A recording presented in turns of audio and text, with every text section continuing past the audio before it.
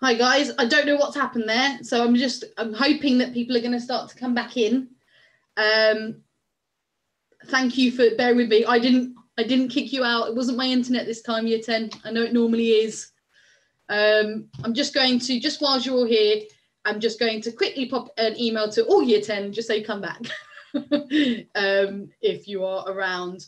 Again, really sorry about that, guys. I don't know what happened. Don't worry, Soren, I got kicked out too. We all got kicked out. Very strange. Okay.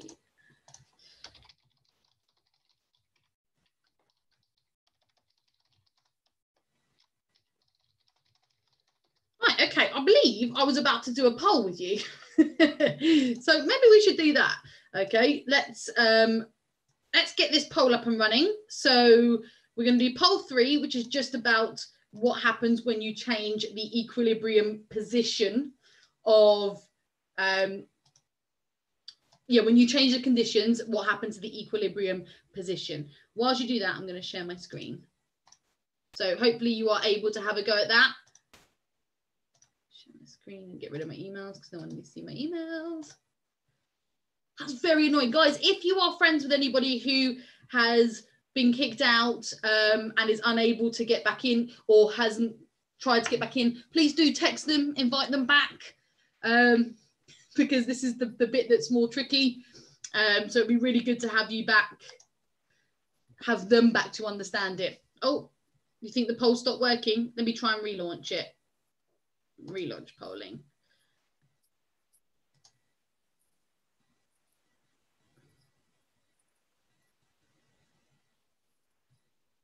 Actually, let me relaunch. No, there we go. There we are. That should be working better now, I think. God, never without an exciting moment in the year 10 higher webinar. It's always something. Okay, guys, have a go at this poll for me, and then I'm going to try and get us to really nail down Le Chatelier's principle using the example of the Harbour process, which is a really, really important industrial process. Good, good. I'm getting your answers through. This is brilliant. Welcome back, those of you that have just joined us.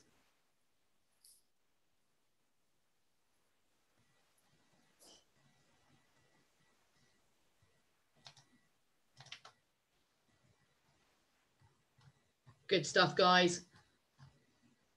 Yeah, I'm really impressed, actually.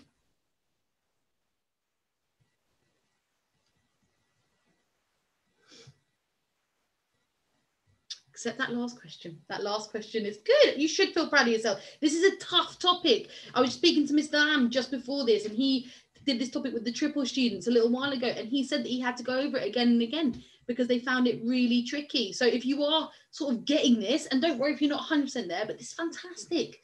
This is what a lot of higher questions are on. So if you can nail this topic, you are sailing on the higher paper. So what I'm going to do, guys, is I'm just going to end the polling there just so we can move on. And just really, really get this summarized. Okay, so increasing temperature shifts equilibrium to the endothermic direction, okay? And that's to absorb that heat in. Increasing pressure shifts equilibrium to the side with the fewest molecules or moles, not atoms. I threw that in there just to confuse you because we're going to look at an example now where that might confuse you a bit too. Increasing concentration shifts equilibrium away from the substance that has had its concentration increased. Well done, you did well on that. Now, question 4. What else does increasing these 3 things do? It increases rate, but it doesn't always increase yield. And we're going to look at that now. Sometimes increasing temperature of a reaction decreases the yield, okay? And so scientists have this weird moment where they think, God, do I keep the temperature up to make it go faster, or it's going to reduce the yield? What do I do? And we're going to look at that now with the Harbour process. So well done. So now, before, oh, that's not what I wanted to do. There we go. Before I take you through the Harbour process, I just want to make a note of something, because some of you might be thinking, wait a minute, isn't that a triple only topic? Yes, the Harbour process and to memorize specifics about the Harbour process is a triple only topic. However, I have seen in the exams many times over where they give you the example of the Harbour process and they ask you questions about it. They may give you other examples, but the Harbour process is a really good one to start with just so you see it, okay? Now, the Harbour process is simply a reaction to produce ammonia. So the reaction is between nitrogen and hydrogen and it makes ammonia. And this is a reversible reaction. And it's a really important industrial reaction because ammonia is one of the most important feedstocks for making fertilizers. And as I said to you at the beginning of the webinar, fertilizers are so important because they increase the rate of crop growth. And that makes lots of money for people who are growing crops and also making fertilizers. So ammonia is really, really, really important. Now, what we're going to look at is how could I get the conditions of this reaction perfect to make the most product in a nice quick rate? Because that's the real balance here. So let's have a little look. Sorry, let me just go pause that. Just put in a video there, guys, for you, which is going to go through this in a little bit more detail, which if you still don't understand it by the end, you can have a look at. But let's have a little look at the Harbour process specifically. So the Harbour process is exothermic in the forward direction or to the right and endothermic in the backward direction or to the left. If I increase the temperature in this reaction, it's going to move toward the endothermic direction, which is toward the left, which is your starting materials. So actually, increasing the temperature in this reaction reduces my yield of ammonia because it forces the equilibrium to shift towards the nitrogen and hydrogen. So I actually end up making more nitrogen and hydrogen. So that is what happens when you increase the temperature here. What happens if I increase pressure? Which direction does the equilibrium shift? Have a look at what's in front of you. First, look at where there are fewest molecules. Tell me, which direction? Left or right? If I increase pressure.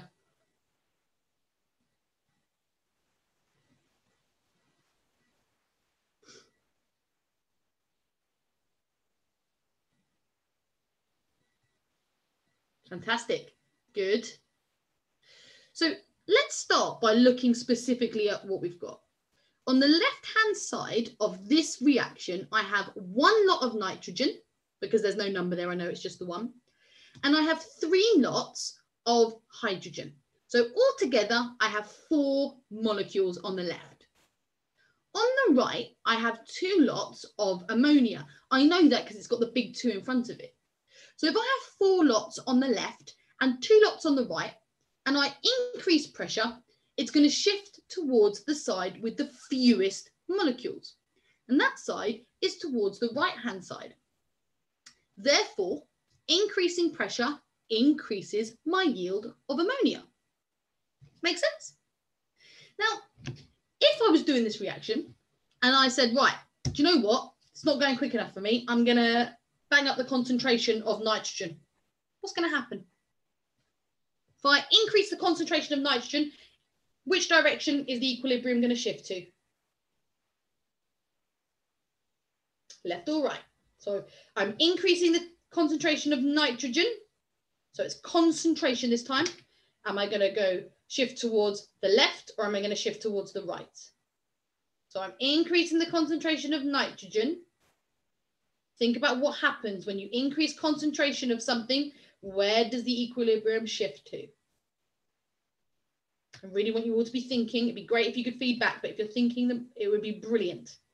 Well, it'd be more than brilliant. It's really important that you're thinking.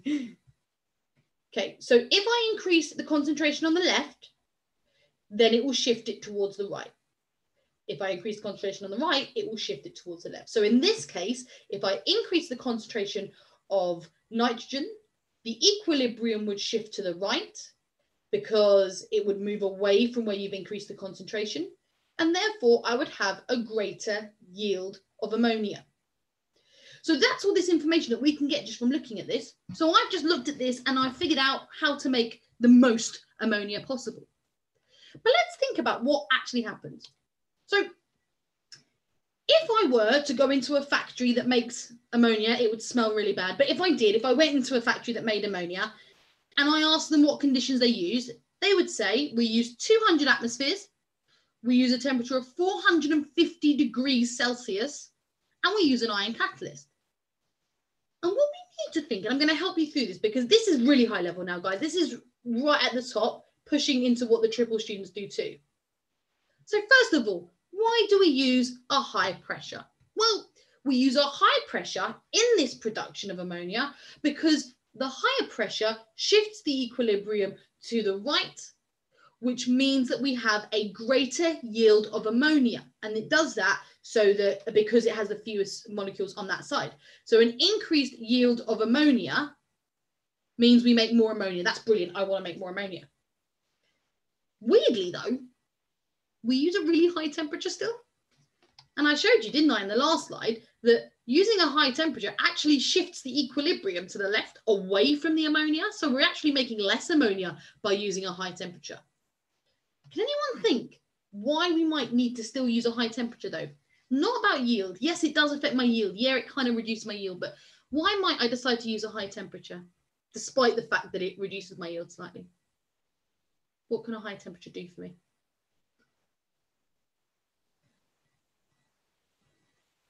I'm looking for some answers.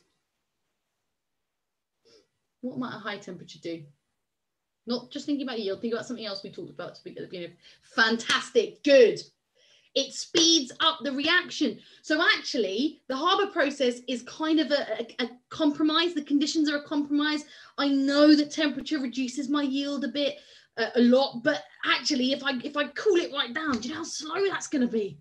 I'll be there forever. I mean, it cost me so much money because I'm just going to be waiting around making this ammonia really slowly. So in actual fact, I do have quite a high temperature. I also use an ion catalyst because that speeds up the reaction as well. Because I could, in theory, increase the pressure loads. But increasing the pressure loads and loads is actually really difficult because you need a really specific container. It can be quite dangerous, can be quite expensive. So we use a catalyst to increase the rate of reaction. It doesn't affect the position of equilibrium at all. Okay, using a catalyst doesn't increase or decrease your yield whatsoever. Okay, so it's just there to get the reaction going a bit more quickly. So that's Le Chatelier's principle. Now, in general, guys, we just need to remember that we're talking about shifting equilibrium using these three conditions.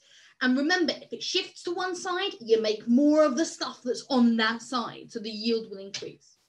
Now, if you still need some additional help, I've put a list of resources right at the end for you. So there's that video, and there's also 2 links to BBC Bite Size with more detail if you get stuck. And additionally, I've put a link on here for you to have a look at the clinic, the drop-in clinic, if you get to a point where you're really stuck on the questions. Now, we're almost finished here, but I just want to show you what the work looks like for when you crack on with it yourself. I'll answer specific questions in a second, but if I'm going to use my year 10 class, apologies guys if you're in my year 10 class. So the longer answer questions that I have given you are look exactly like this as before. You've got the links to the things that you will need, and then you've got 2 questions to begin with that have the mark scheme. Now, I know I give that to you every week, but please pay attention to it this week. These questions are all really similar, okay? From question 3 onwards, those are the ones that we mark as your teachers, and there are 19 marks for them. There are only so many ways they can ask you questions about Le Chatelier's principle, and it comes up again and again and again and again on the higher paper. So make sure you have a go at these questions where you've got the mark scheme, you mark it yourself, you improve it, and then you go on to the ones afterwards, okay?